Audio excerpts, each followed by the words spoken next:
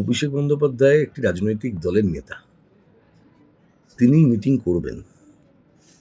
প্রত্যেকটি রাজনৈতিক দলের নেতারা তাদের কর্মীদের নিয়ে মিটিং করতে পারেন, মিটিং করাটা তার অধিকারের মধ্যে পড়ে। এটা খবর হয় কি করে? আজকে যদি ধরো তালিকা ধরো মীনাক্ষী মুখার্জি আজকে 4-5টা মিটিং করেছেন নিশ্চিতভাবে। আজকে শুভঙ্কর সরকার 7-8টা মিটিং হয়তো করেছেন। নওশাদ সিদ্দিকী সেও হয়তো মিটিং করেছে অনেকগুলো। মোহাম্মদ সেলিম তিনিও করেছেন হয়তো মিটিং।